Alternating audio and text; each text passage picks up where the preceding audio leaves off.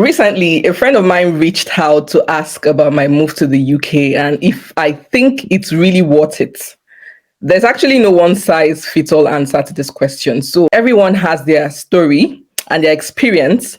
And that's why I'm excited to bring on today amazing women, to talk about this topic with me. So whether you're considering moving or you need some honest advice or you're currently in the UK and you're feeling lost, just know that you're not alone.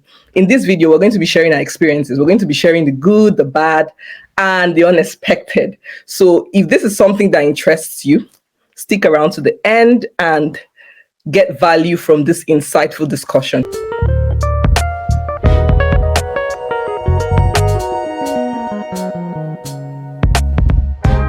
Hello, lovelies, and welcome back to my channel. My name is Onyinye Anikwe, and on here today with me are some amazing ladies I'm excited to bring on. Hello guys, you're welcome to today's video. My name is Omowumi and I reside in England in the United Kingdom. Thank you so much, Omomi, for joining us today. It was really hard dragging all these women together today, but I'm happy that we made it. Hi, lovelies. My name is Wina and I reside in Scotland. Thank you, Wina, for joining us today. And the last but not the least. Hello, everyone. My name is Maria Ochi. I reside in Newcastle, England. Let's start this conversation by getting to know all of you. Tell me a bit about your journey to the UK. Where did you come from? What made you decide to relocate to the UK? Just give us a little insight into how the journey started. My why would be mainly because of my kids, like getting a better education for them, because I've been a teacher for about 13 years and I've mostly taught in international schools, and I know the quality of education that the kids in the schools that I've worked in enjoy. But unfortunately, they're really not affordable, even with discounts as a teacher for me. I think I just made that move because I knew that the kind of education I want for my children and the kind of future that I hope that they have. So that's my main why for relocating. Well, for me, I wanted to come into the UK to study. So that was the main reason for our own relocation. He came in for his master's degree here in the United Kingdom. So, along the line, when he came in, I was in Nigeria back with with the kids. And then we're like, Abi, all of us should relocate to the United Kingdom. So I joined months later. I joined a month later, and that was how the whole family relocated to the United Kingdom. But my husband came in first. All right. Actually, mine is kind of not really straightforward. I didn't really plan on it initially. It was a friend turned sister that, and then she was like, after 2 months, she came in, she called, because I had my own business back in Nigeria. I owned school back in Nigeria, but actually I was kind of managing up. So she was like, babe, why not come into the UK, proceed with your masters to enhance your qualification and also of your school. I got admission. Here we are today.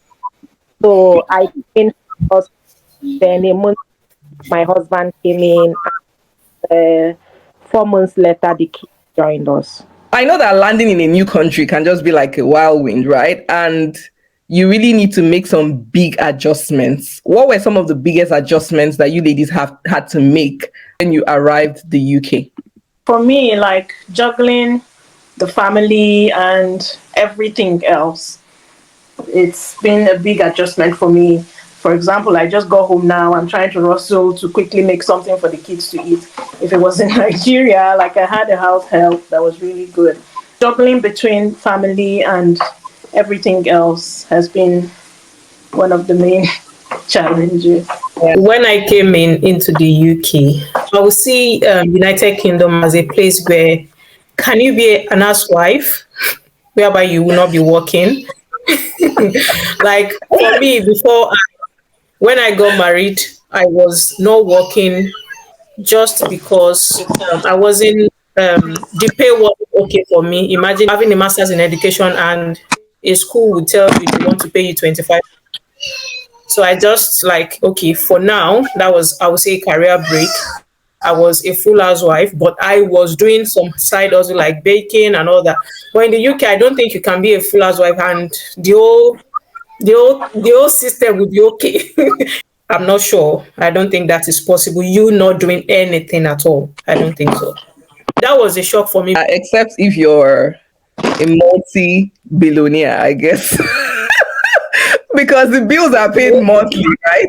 The bills are paid monthly, and the Exactly. income is hourly. So when you think about the hourly pay you're missing and think about the bill that awaits you at the end of the month, only you will advise yourself.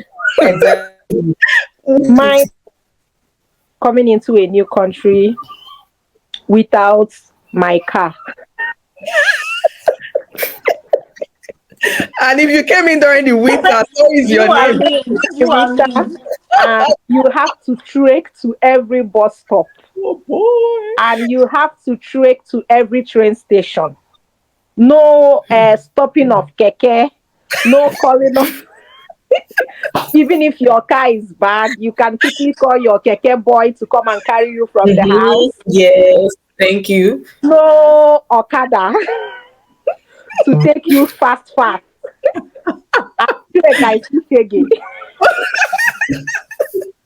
It was the trekking for me, like at my school, I'm in Scotland, so a lot of hills in Scotland. So my school, the hill in my school, by the time you trek from train station to the school, you now come and climb the hill to get to the school. It was the trekking for me, please. You didn't have to go to the gym. You didn't need the gym in that situation. No. I became fit. Normally, I became fit. All the tummy fat, all everything. I became fit and beautiful by force. Yeah. How was it transitioning into the career system in the UK? Tell us a bit about your experience. Did you have to do what kind of jobs did you have to do? Were you able to get a job as soon as you came in? What were the things that helped you? So when I came in in 2022. So it was still a bit easier because even some people came in and got just 2 weeks after they came in. So when I came in, I was at home doing nothing for 3 weeks. And I was paranoid. I want to go to work. Look, my flatmate was telling me that when you start shifts, you will even get tired and say they should give you time off. First day of me working in a factory, me coming from, I would say, a senior officer in a federal government parastatal, whereby I would just go and close 2 p.m. Now doing a 12 hours long shift. Reality was starting to hit you. In factory, you're not going to sit, you're going to stand. There's not even chair for you to sit, and then you'll be packing in non-stop. So my first day, in fact, I could not walk very well. When I was going home, I was walking.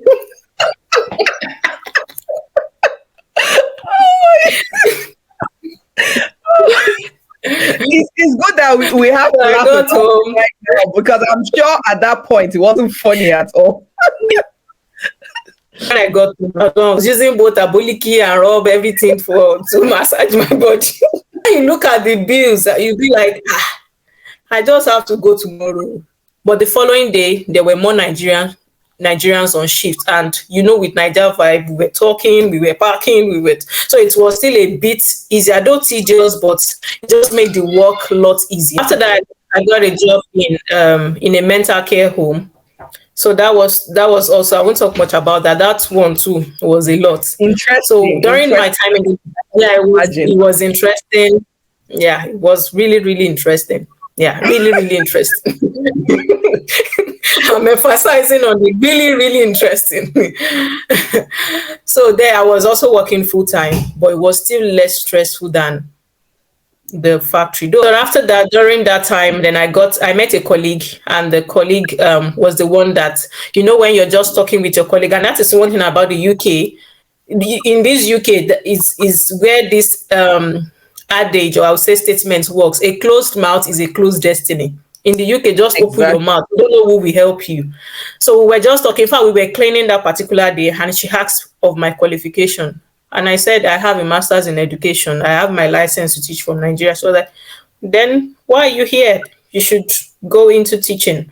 So I'm just trying to say where I started from. She gave me links to agencies, recruiting teachers, how you can get into supply teaching, and that was how I got on into my career. Amazing experience. I'm sure that experience really shaped you in so many ways. I was really interesting. I think when I came in, I was kind of a little fortunate.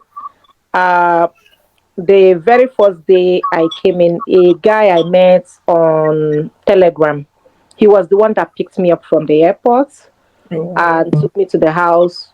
Him and the wife really took care of me. The very next day, he took me to his letting agency, and I got my own apartment in my name, my 2-bedroom flat, which is where I'm still staying up to now. I just entered this what's it called again? Charity shop. I met this Nigerian babe with vibe. Immediately she saw me, I don't know.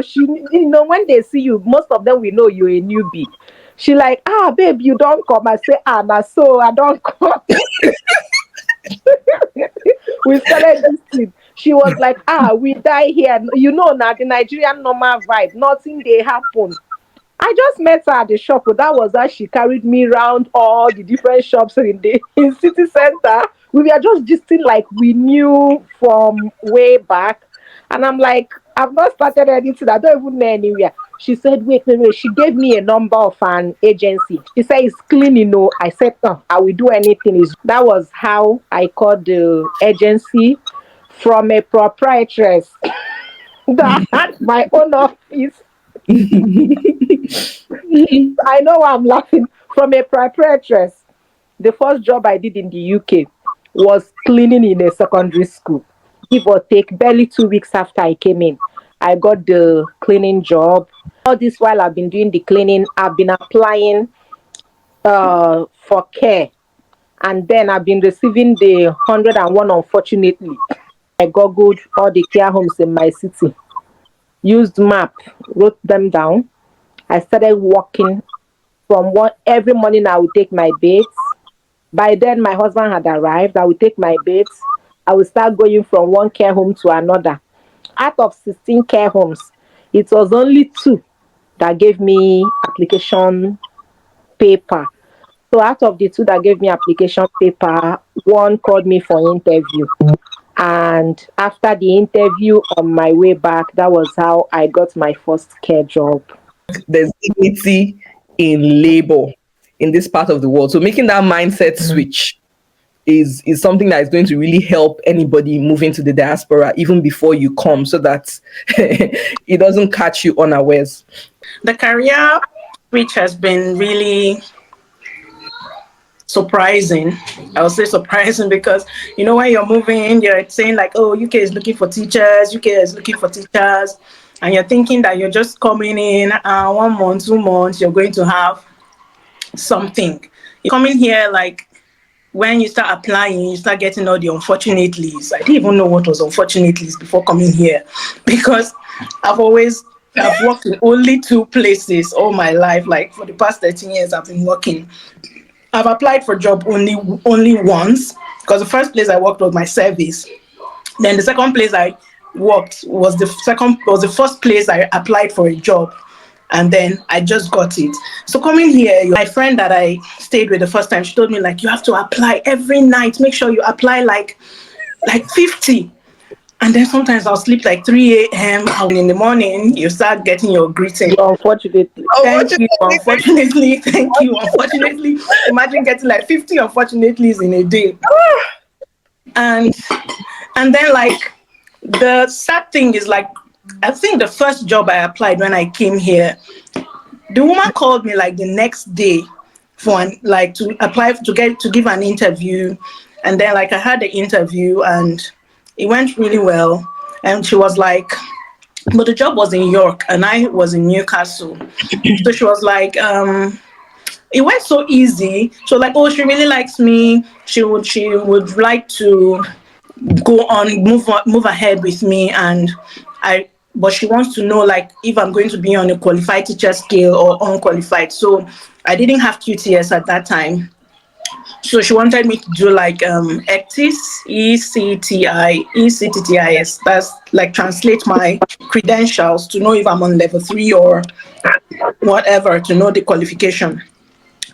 So I was thinking like it's going to be that easy going forward, because that was, I think she was one of the first few days that I arrived, and then she gave the interview and she was like positive.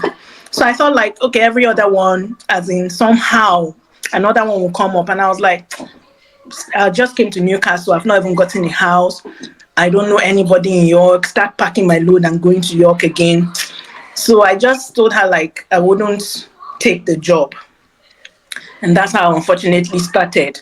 Like unfortunately, until the bill started rolling in, and I was like, we just need to look outside this teaching and find other options.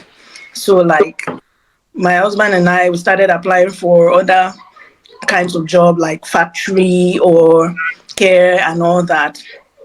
So the day that we were supposed to like maybe the next day begin working in a factory, that was the same day another teaching agency now called me to say like, will you be available to start tomorrow? And I was like, yes, I'm available. And then that's how, lucky for me, I didn't get to go to the factory the next day. I went to the care instead. I mean, to the school where they sent me. And then I was in that school for about 5 months. And supply wasn't bad because I was in one school. I was settled Monday to Friday. I had shift until like after 5 months in January, the school now, they had gotten a full-time teacher. Then I had to start doing like the daily Real supply. Every morning you're looking at Google Map, running helter-skelter, trying to find your way. So I'm still currently on doing supply. So far, it's been an interesting journey. Yeah.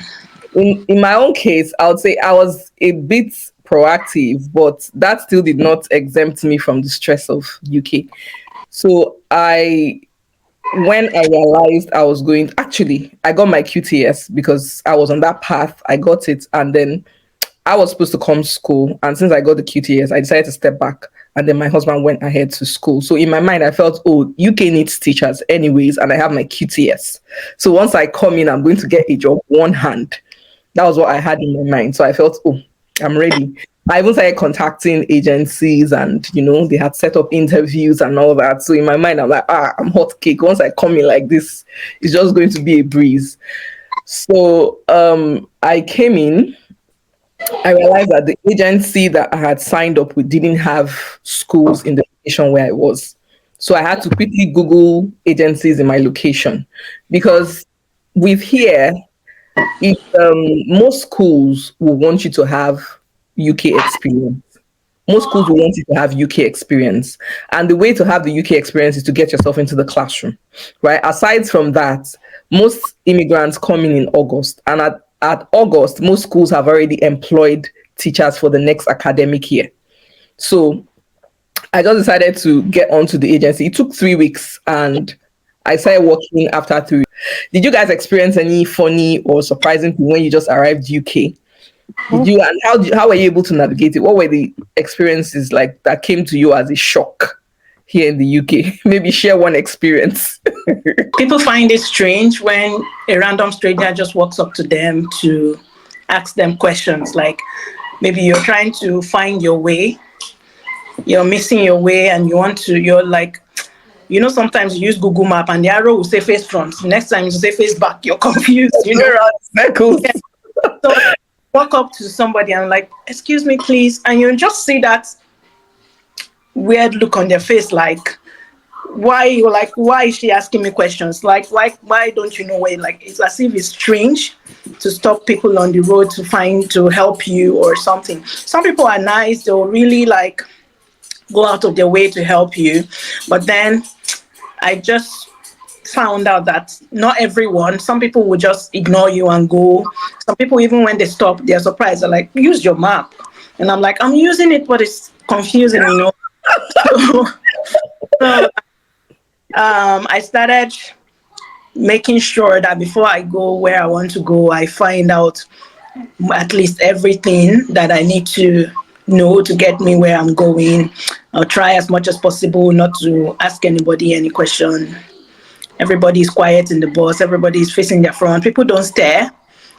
You know, like people don't really stare here. Yeah. So like staring is kind of rude. Yeah. You know, like if somebody catches you staring, you feel sort of embarrassed because like most people don't stare. So Yeah. Mine was as a teacher, you know, you expect when you walk on the road and you see students, like, they will you when you on the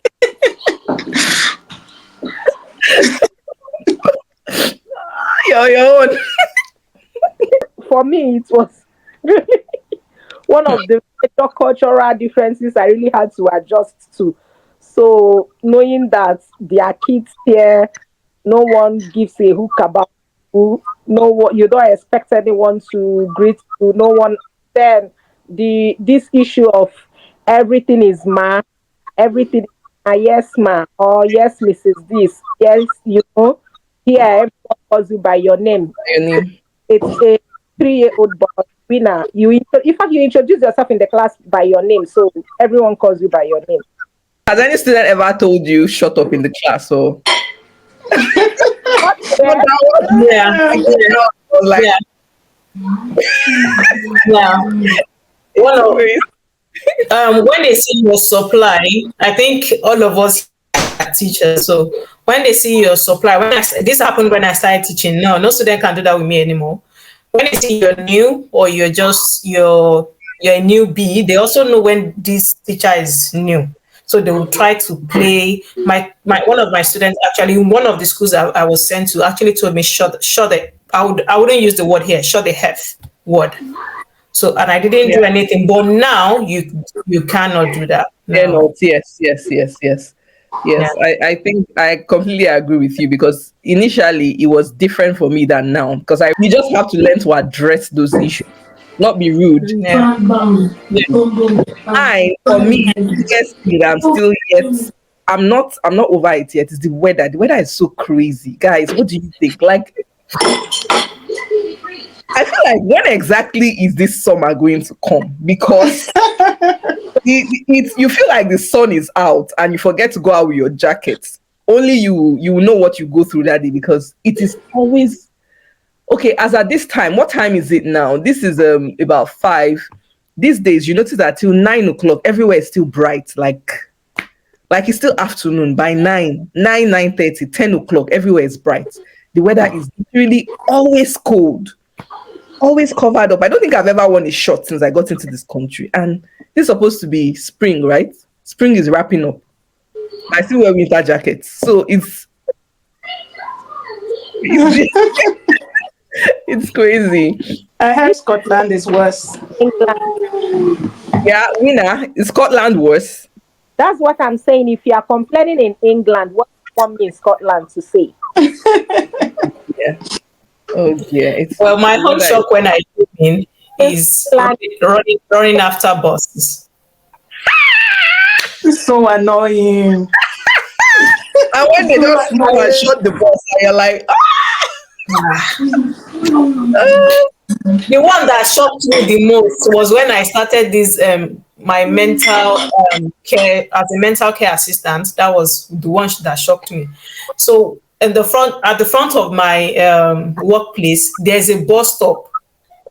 You know, in Nigeria, where we are is it on the left or the right? I can't really remember. Left. We drive on the left, and here is on the right. So I was staying. You're staying at the wrong bus.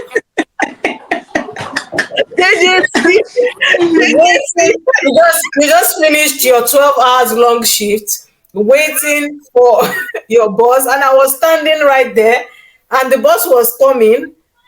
So I now immediately when it was about probably a few seconds before me, I knew, oh, this is the wrong place. And I was, you doing like this, that, please wait so I can, it was just, the bus driver looked at me like this, that he's like, this one is not okay. JJC.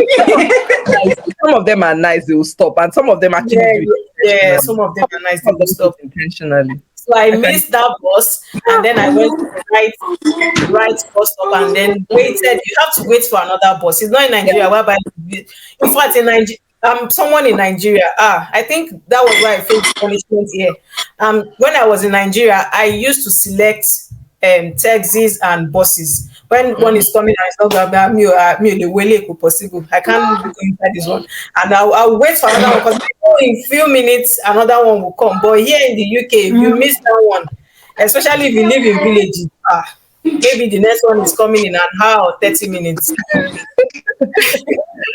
Yeah, it actually takes courage to share your struggles, and I like us to be vulnerable for a little bit, and let's share some of the moments that really tested your strength since moving to UK, and how you were able to navigate those moments. Like that one moment where you asked yourself, did I really make a mistake? It will still be unfortunately. Unfortunately, it's my own. My own day still. It's like unfortunately dealt with, messed up with, Unfortunately, with your it's mind. still my own moment. Like you're wondering, like you were like in Nigeria, you were a lead teacher. Then coming here and being in supply, being in the classrooms, watching what teachers are doing, you're wondering like, I could even do like much better than this person is doing. There's a particular school I go to, the nursery. Like the teachers, they just, all they do for those children is just change their diapers, feed them, change their diaper, then put Peppa Pig all day. And then a particular, I think Ofsted was coming, or this NEET education. There's, in this Northeast, there's something called NEET education. Somebody was coming to observe the class.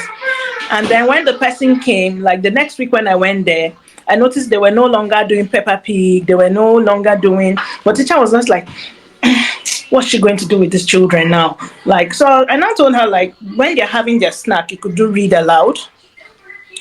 And she just said, yeah, well, like, it wasn't a good suggestion.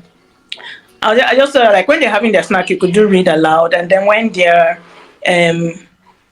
they're maybe changing to go home, then you can put the Peppa Pig at that time instead of having it all day, like, do activities with them.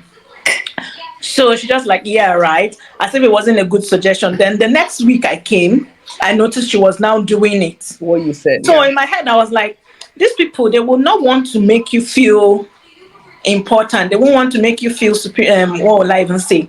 Like you're bringing value. Like, yeah, they won't want to make you feel like you added anything. So like, but I noticed that over time she started doing those things which I suggested to her, and it was just annoying to me. And I was like, and it's not just her treating you that way. Like most people in the UK generally, they just want to put you as a black person on one back bench like that. Like even when I tell them where I'm coming from, one was like, oh, let her see the picture of where I was coming. When I showed her, she was surprised, like, you mean you have a school like this in Nigeria? I was like, yeah. Like, I've not really seen a school that is as beautiful as where I was coming from. Maybe except secondary schools. Except maybe one few secondary schools that are that beautiful. I was like, there are so many lovely schools in Nigeria from where I'm coming from. And so she was like really surprised. So for me, it made me wonder, like, why did I even come here? Like, I feel I didn't have the big picture, the full picture, or to make informed decision while I was coming here. So that was my one downside for me. Yeah, unconscious bias you get to face here. And there's this stereotype that once you're from a certain place, you already they already gauge what their expectation of you without even getting to know you. Yeah, and I don't know what makes them feel like Nigeria is a jungle or something. I don't know where that information. Africa. Yes. For me, it's let me kind of generalize. Is this feeling of this condescending feeling they have to Africa, like the only black person at the care home where I So, you know, unfortunately, let me use that word. They are not even as educated. Yeah, they don't value education the way we value education. So initially, came in, so they sit down with like much do anything. The first day I started working, it was only one woman that I that when there with me, everyone was know what I mean, trying Yeah, not those. So avoid you. woman that actually took me on. So she was surprised that I was hands on. I knew what I was doing, and the agility was there, the strength was there, endurance and determination was. So she started asking me questions that, and I started telling her, they just stop asking us questions because I don't even know what they expect us to say. Most times they don't even think that we can actually express ourselves. Most times they don't even think that we can speak English. That was another moment for me. They don't believe that anything good will come out of a black person. So they said, I've interacted here with that. They don't teach them teach the children in the school about African community. So Yeah. anything about Africa apart from the normal story we know they know Africans. So they feel that Africa is kind of a jungle. The reason why I didn't have, I would say, that moment was because, like I mentioned, my husband was already, I would say it was my husband that faced all the already like told me everything I was going to encounter. So whenever this things comes, it doesn't really get to me. I'll just be like, "Well, I know about it anyways." That I is know tough about it. So yeah, but for me is not being able to integrate into the system as quickly as I thought it would be, right? Because I feel like no matter how people talk about these things or try to tell you what you would face, you don't really get the big picture as much as when you come here and actually experience it for yourself. Because you feel, oh, maybe if I did this and did that, maybe my own situation would be better than the other person's situation. But the thing is, most times I realize that over here, they are not the way we are accepting of other people and their culture. It's not the same thing here.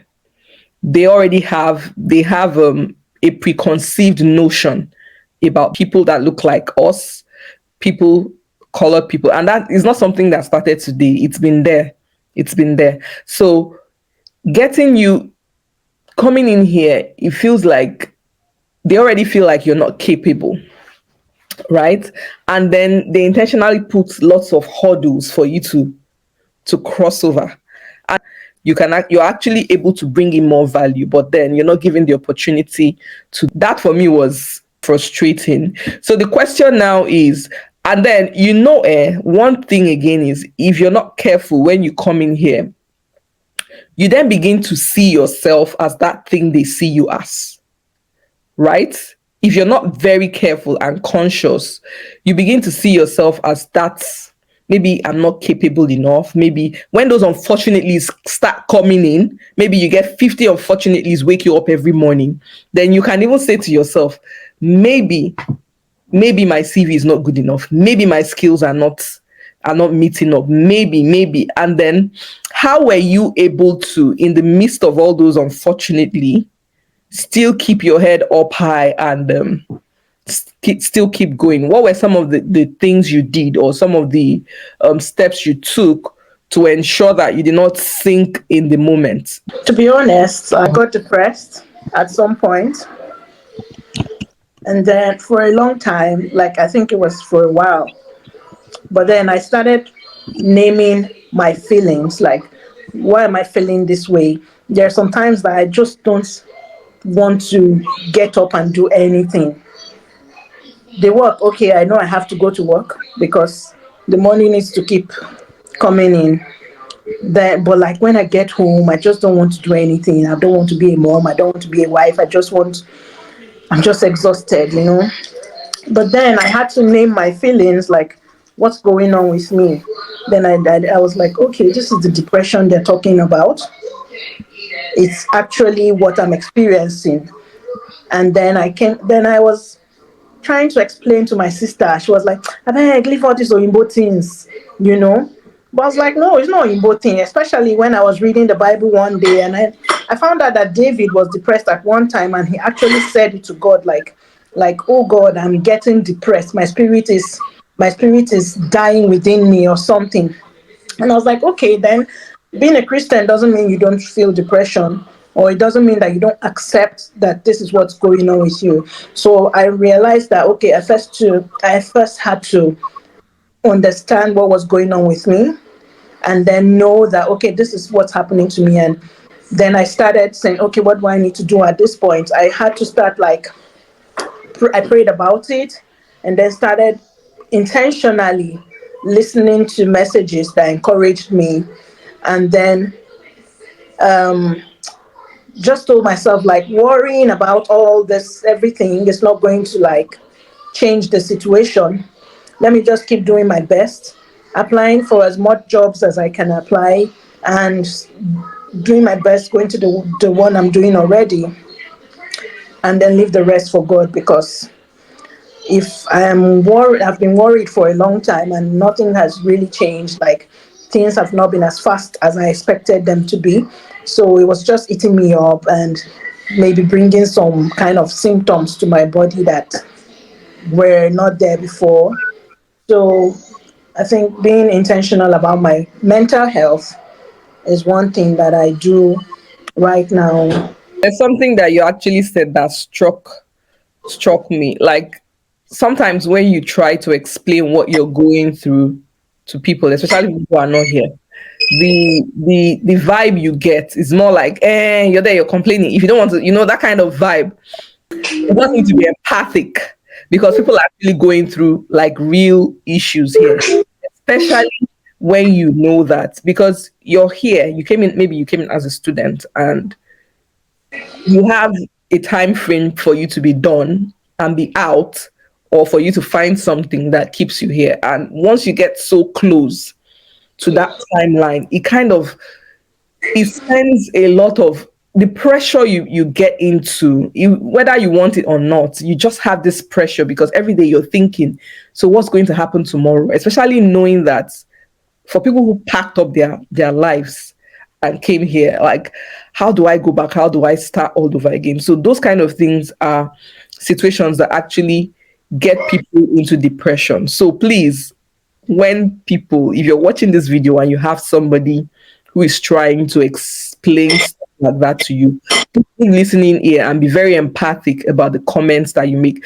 Guys, let us know in the comment section if you've had similar experience and how you were able to get through. And yeah, another thing is imposter syndrome. It was while I was doing my research, I realized that most immigrants actually go through imposter syndrome, because these people consciously try to make you feel like you're not good enough, and before you know it, you begin to actually think that you're not good enough, and that's what is called imposter syndrome. You see somebody, you know that you have better skills than, but when you get to that situation where you're supposed to show yourself, you begin to feel in your head, what if maybe I'm not? And that is why people lose out on opportunities, because they've not consciously worked on their confidence. For me, you know, have feeling of uncertainty. I'm a very, very practical person. I'm someone that I like planning ahead. I like knowing this is the next step. This is the next thing that is going to happen. After this is the now you are here, especially those of us that came in as a student with student visa. You don't even know the next step you are supposed to. You don't know the immigration rule that is coming. You don't know the next client, the next law that is going down. It's just like you are at the center of a place and you are squeezed from, and you have no idea of how you are going to come out of it. You have no idea of what is happening next. You are just doing your best. And even with all your best you are doing, is as if you are doing nothing. It's as if you are not moving forward. Like you are encompassed in a circle and you are struggling to come out of it, and it's as if they are still pushing you It's crazy. It's crazy. Is in this country I actually know what it means to have mental health, what it means to be depressed. No one will understand. Nobody will understand. I remember when I came in, uh, my husband, like I said earlier, my husband came in a month later. So when every time I'm telling him I'm cold, it's freezing. Scotland is very cold. He will tell me because I came in with 12 cans of aboniki, 12, one pack, 12 bottles of aboniki. So he will tell me, rubber aboniki now, mommy, rubber aboniki. I said, which aboniki? Only that rubber aboniki. I don't start for it. Like, they make me vex because you know what I you are cold and you self are buying the aboniki. The aboniki is cold. Oh, So yes. the aboniki you is pepper and cold. So that is just the way it is. It was until he came in, immediately he landed, came down from the plane. He told me, I said, Rubber Bonike.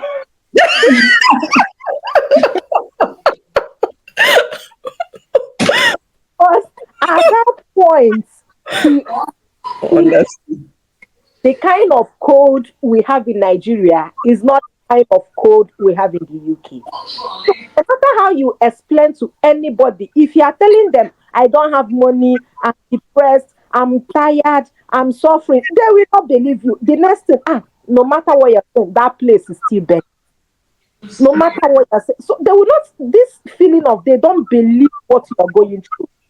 No matter how you say it from your heart, how you express it to your loved ones, your parents, your siblings, they are still expecting much more from you because they don't even believe you and they don't understand what you're going through. So, for me, what I decided to do most times, yes, I crash down. Most times I'm depressed.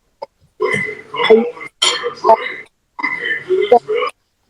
at the end of the day, it's just like when a child falls down, you look around, no one to tell you to stand up, only you clean your body and stop by yourself. You start walking again. You start walking again. So that is the way it is. That is I would say what has kept me going is God and family. So I had a bit of a shake when my children came in because when I came in, my children were still back home. They were back home for a long time before they came in. So when they came in, the adjusting back to they coming in, school run. There was as a time when they came in, my in the morning my brain is because I have to go to school. And just like Maria said, as a supply teacher, you might get that the location of your school that very morning. Yeah, I had to bake the kids, prepare lunch for them. Then they were doing pack lunch. Then I told someone, I said I could feel it that my brain was working like doing 25 things at the same time every morning. And it was getting down on me. You get to the school you're being sent to, and it also depends on that school. That is where mental health comes in. And whenever I come back, I'll just be hungry for no reason. I'll be doing whatever I'm doing, but I'll just be hungry. Don't just when they like a slight thing that you can just reply, oh, okay, I'll do this. You just be okay, okay, okay. Mommy's here. Mommy, somebody's here. Mommy, somebody's here. Can you see? My brain is working it's doing two things at the same time. So Yeah. let me. Oh, you have to cut this. I Yeah, have yeah, it. yeah. No worries. You can go attend to your business while we continue. For me, I actually understood what it means to trust God. When they say somebody says trust God, maybe you're in the church and the pastor is preaching, trust God. Trust God for money, right? For instance, and when your next salary is coming, you know how much your salary is, you're planning based on your salary. That trust God does not really carry as much weight. I'm someone that I like to plan my tomorrow, my next year. Like right now, I need everything to be. I have a plan A, B, C, D, E. That's the way my brain is wired. So when that ability to plan the future goes off my hand, like I'm not in control, of the situation, it unnerves me. That's the way I'm wired. So I've just learned to trust God. Like trust God is beginning to make more meaning for me. And I'm beginning to see and appreciate the little things in life more. Right. So I'm thankful for today. I'm like, honestly, I'm really thankful because the journey so far, when you hear other people's story, you're like, okay, you're encouraged to know that you're having it really good. But then you feel like the speed is not really coming as much. So one thing that has really helped me is every morning I don't miss my 7 a.m. morning prayer with NSPPD. I don't miss that prayer for anything because at the end of that prayer, it empowers me with a different mindset. So I am going now to that office place. I'm not feeling like, I don't care how you see me. I'm seeing myself in my mind. I'm a giant. Like I'm too much. So even my attitude when I step into the place, you're wondering, waiting this one. What's waiting this one? Like what's even dry? That's the way I've learned. Initially, when I came in, I wasn't doing that. So that's one thing that has helped me. And another thing is family. Having a good support system, if spouses actually work together, it kind of lessens the burden because you just have to plan your time around each other. This one handling this while the other person handles it. So it makes it a lot easy. And then having a family home as well that is not expecting too much from you, that understands that people are just starting out. Because I mean, it's like, when imagine how many years it took you to go to the university, graduate, look for a job, get a job, and start working. It took you so much, a long time. And then now you're being uprooted in your adult life to go to somewhere else. And it's still a process. It's not just going to happen in a day. But, understanding that it still is a process. And of course, the immigration wahala, I stopped all those YouTube videos that they will say UK, Guinea, Guinea, Guinea. I don't watch those things anymore. I don't watch those things anymore because it can mess up your mental health.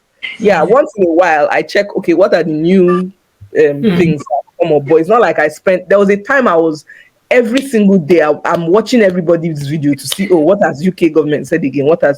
So I'm done. I'm not doing that anymore. So these are the things that have kind of helped me to really navigate through. So after having said all this, with all the experiences and all the good, the bad and ugly, because I know that all these things we've said, we've not been really able to put our experiences as much as we want to words, right? So would you say that this decision you made to move was worth it? Would you say it was worth it, even with all the experiences you've had? Yeah. I would say yes. Like you said, like if you're not here and somebody's trying to explain something to you, some things to me. I remember when I was back home in Nigeria, my husband came here first and he's trying to explain something to me and I'll be like, it's just you're not putting much work, you just can't understand. Just like I'm here now. I remember even when you were coming, I was telling you like, when you buy this or when you bring this or even bedsheet, you need to buy if you have to, and you'll be like, is there not shop in that place? Is it not from there that I'm bringing all these things? Like you just the same way like when I was coming, my husband was like, buy this, buy that, and I was like, why should I buy something? I know the UK has like, everything buy else. socks, and I'm like, why should I buy socks from Nigeria to come to the UK? You just can't understand some things until you've been here. So I would say like it's a good experience. It's a good experience. At least if you go to any part of the world now, you'll be really confident. You won't be coming from Nigeria like you came here fresh. You're going to go on a different level compared to somebody that is just coming straight from Nigeria to be with you on that journey. So I would it's still something that if I had the chance to change, I would still go on this journey. But what would you have done Better, differently? What would you have done different? Okay, I think better prepared. Better Okay. prepared. I think it's been worth it. My children are like beginning to integrate into the system.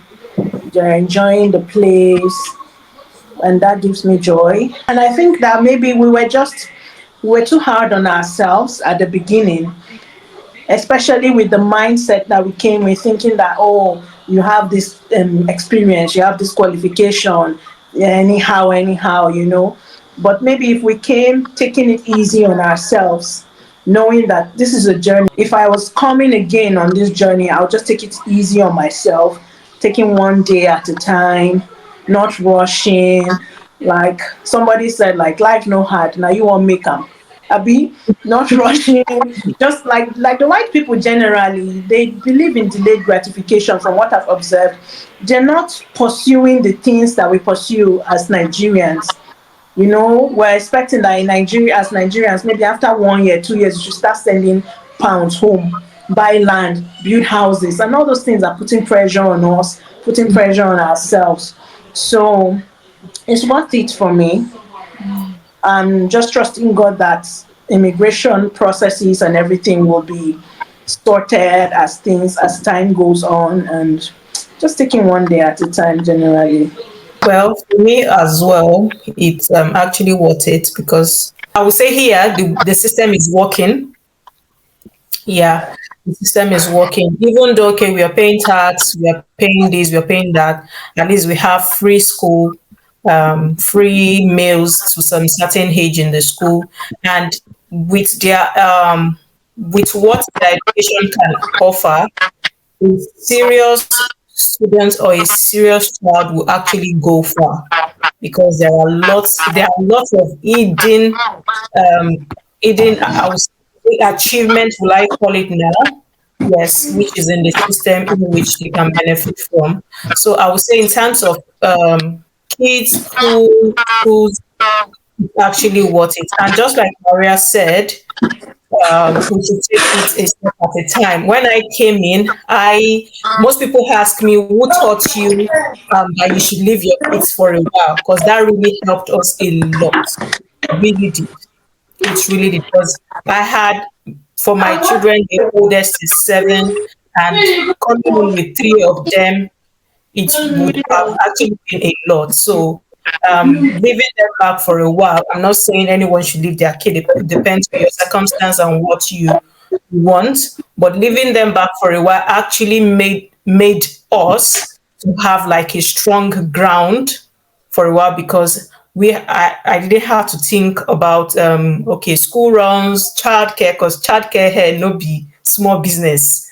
So I didn't have to think about that for a while, and that actually made us to. We had some people actually. I had people called me then and said, "Are you a good mother?" Yes, I had people called me then. Even someone told mentioned it to my face. I don't think this one is missing her children when they were not here yet. But you don't know what. Yeah, but you don't know what anyone is going through. You don't know the circumstances they are in. So we started off like gradually, and when it was time, we knew it was time for them to come in. They came in, and so don't let anyone push you or rush you or say, okay, just like Maria said, you should have built. Yes, especially our people, they will call you. I've also gotten that message. When are you buying land? When are you building something? Your sister or your sibling or whatever in the US or Canada has built 2 houses. When are you building yours? Don't let anybody push you. You know what you're doing, and everyone's time is different, and it's not even about building houses back home. It's not about buying land back home. Everything just depends on you and what you're. For me, yes, it's actually worth it. Winner, what do you think? Is it worth it?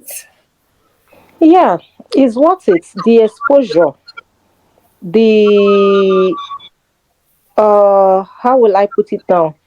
It makes you see life in a whole different shade. The perspective about life. And Yeah. then it has also, there is this African mentality we have in quotes. We Africans generally, we have this entitlement mentality. Because you are my sister, you are supposed to. Because you are my brother, because you are my friend, you are supposed to.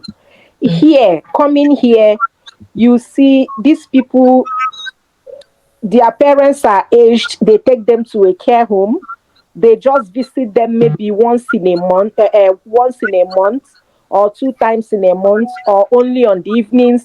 They owe responsibility of care, yes, but like the parents don't feel entitled. The parents already have maybe a pension scheme taking care of them. So you as an individual, you are given the chance to live your life. Life. Back home, we don't really live our life. You live your life trying to satisfy family, trying to satisfy friends, trying to Yeah. feel among.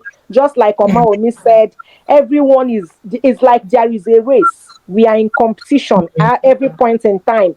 This one, they just bought a new car. It's time for me to get mine. It's time for me to change my car. It's time for me to change my wardrobe. That kind of. So coming here has really changed my mindset about all those.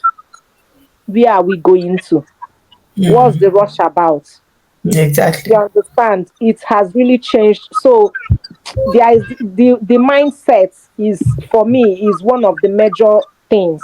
And then secondly, the children, just like Maria and Omaomi said, the standard of living, knowing that you have given your kids some level of edge ahead. Your kids are now in a better place. So just like Omaomi said, we planning coming in and later bringing the kids also really helped us. It gave us that chance to at least get settled, get a job before the kids came in. Generally, the quality of life is worth it. And then the pounds. Yeah. I think I agree with all of you. It actually depends on your why.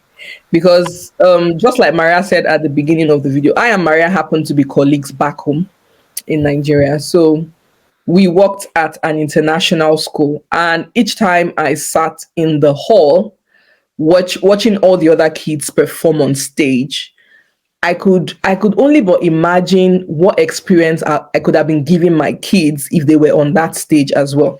I know the kind of exposure, the kind of experience those kids were getting.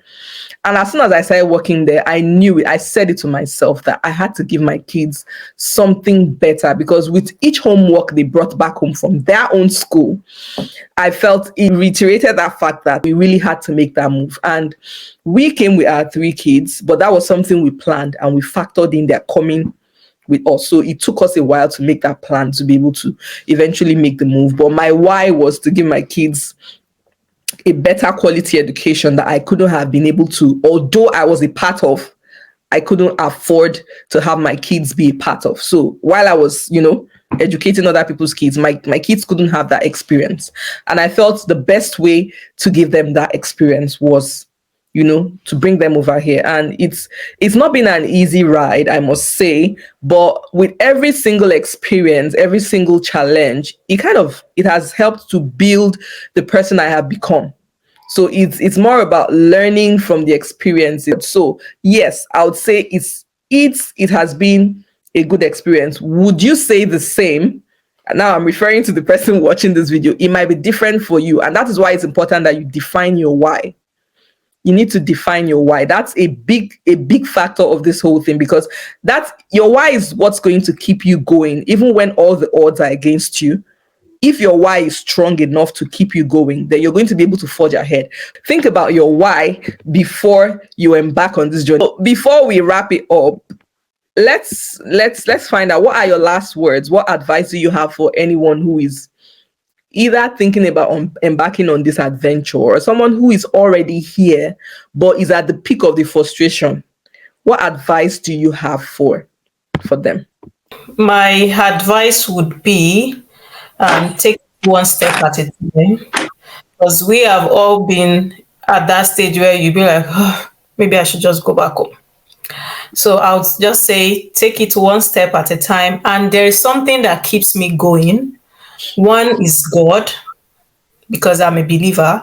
One is God. And the second thing is where I worship, I have seen people that have been here for 20 years, some 25 years, and they are doing well. Good. Well, when I say So they are doing it gets better. That's a consolation. yeah, exactly. So, and when they tell me their story, because gratefully when they meet you for the first time, they will share. That is just even I would say, like, once in a while, the head of my church would explain, like give details how he started, all the challenges, and you'd be like, oh, and here you are, you're doing good. So it just keep getting better. At first, it will be like, oh no, what am I doing here? But it keeps getting better with determination. If you have a goal, this is where I'm going, it will continue to get better. That is just it. What I'll say to someone who is not yet here is prepare your mind. It's not an easy journey, and don't do it because of people, or maybe everyone is doing it and then you're just jumping into it. Let it be something that you really want, and be ready to stoop low from wherever high horse you're coming from. Even if you were earning 5 million from Nigeria, be ready to come back and start earning like £400, and know that you're not just going to be there. It's just a beginning, and you're always going to get where you want to go. It's not an easy journey, so like, be prepared. Prepare your mind mentally to say, oh, whatever it takes, I will Yeah. face it. I remember in the past, like, my sister's husband went to the US for a scholarship, and then he chose to go back home to do the course online. And then I was like, why did he come back? Yeah, nah, nah, nah. Like, this one doesn't have mind. Even if it's to sleep on that bridge, I'm ready. We'll throw you under the bridge now, don't worry. Even if it's to sleep on that bridge, I will not come back, But then, like, getting here, I now appreciated him, because that was a bold move he made. A lot of people are here, they're not finding the headway, they can't go back home because they don't have that bravery to go back, So just prepare your mind. I think it's all about the mind, knowing that no matter, things will get hard. Maybe it may be easy. Now, I've heard of people who came and within 3 weeks they got a job that gave them papers, not a one size fits all thing. Everybody have their own journey. Everybody have their own different graces. So, like, be prayerful, come prayerfully. Let it be something that God is leading you.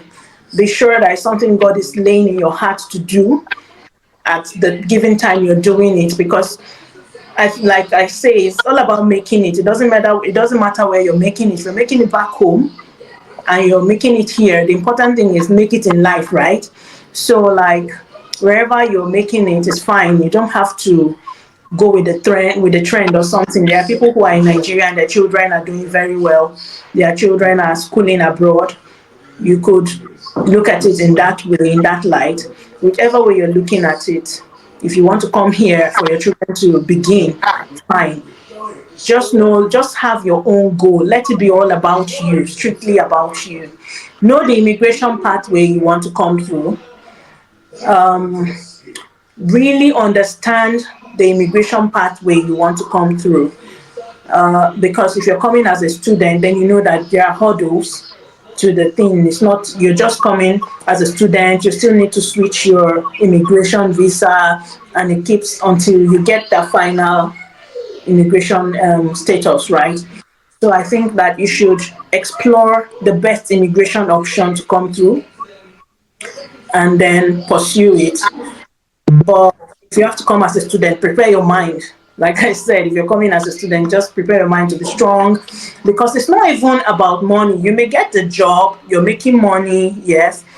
I think the most challenging thing is, like Winner said at one point, like, not knowing the next step to take.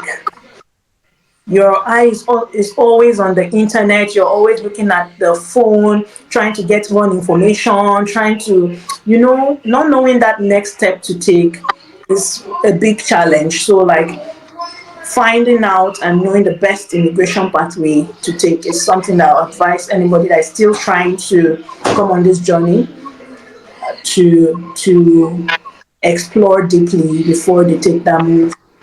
Me, considering the fact that I came through student visa, I would say before anyone should come, make your research.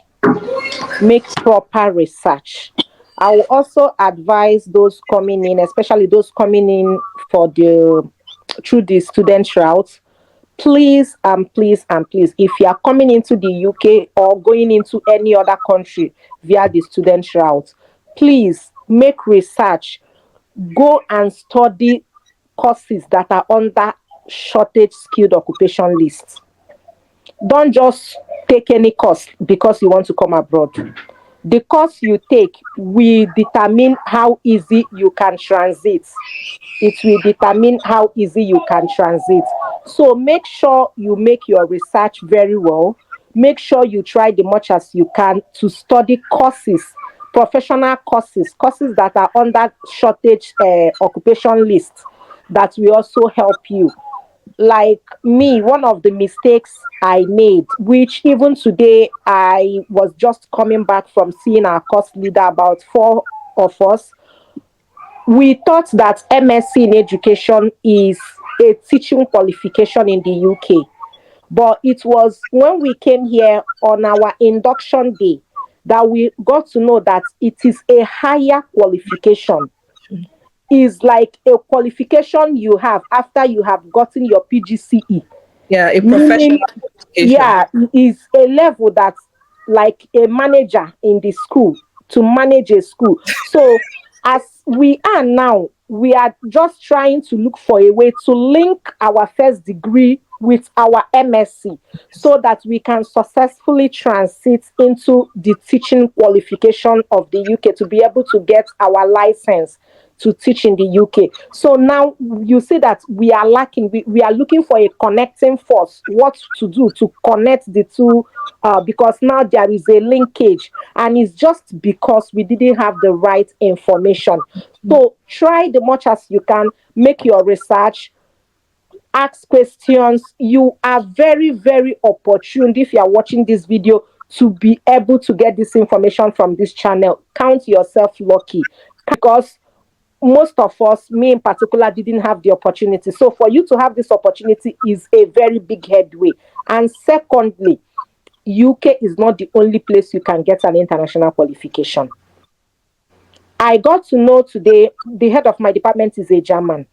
He was telling me today, because of my how will I put it, my grade in my MSc, so my dissertation leader called me to be among those they are asking to go ahead for a PhD.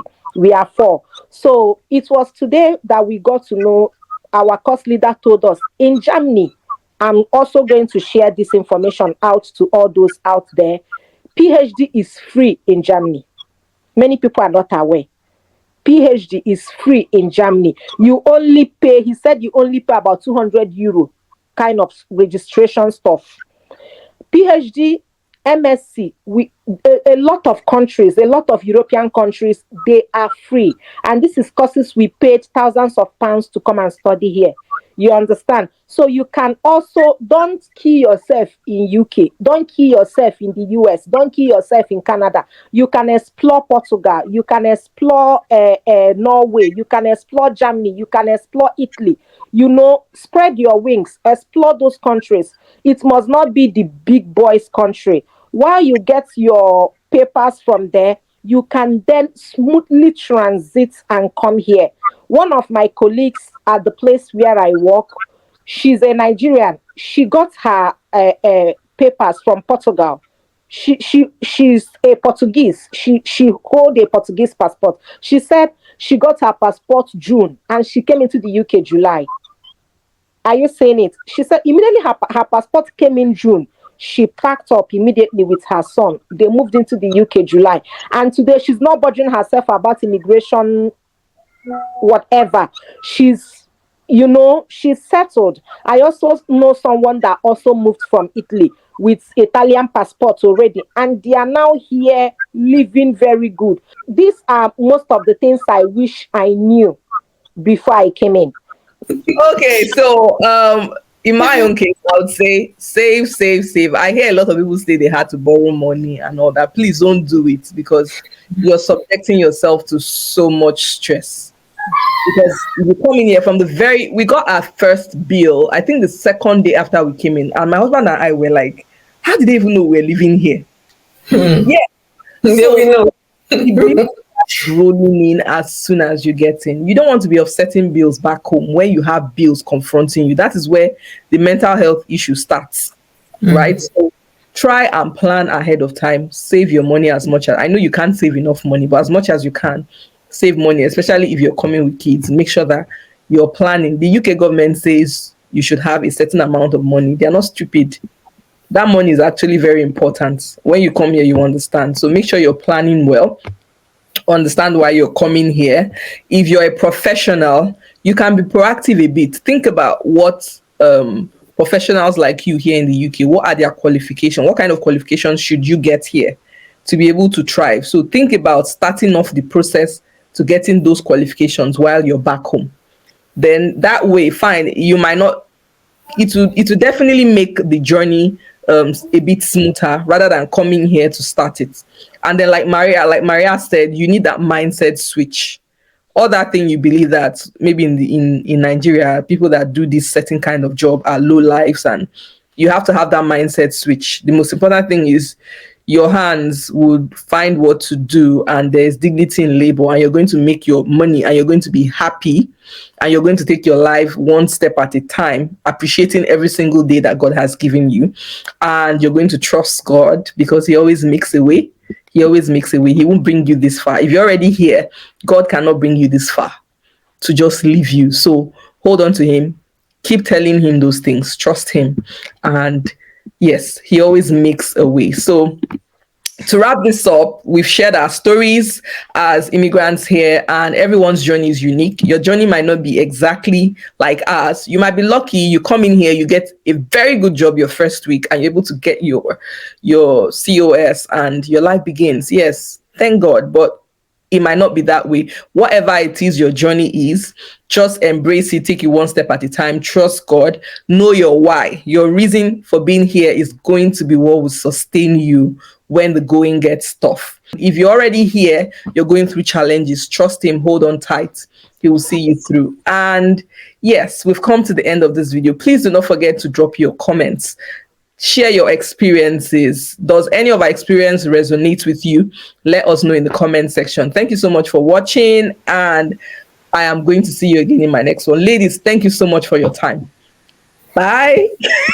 Bye. Yeah, I won't go without doing this. Yay!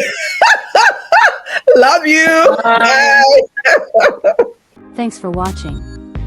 Don't forget to like, share, and subscribe.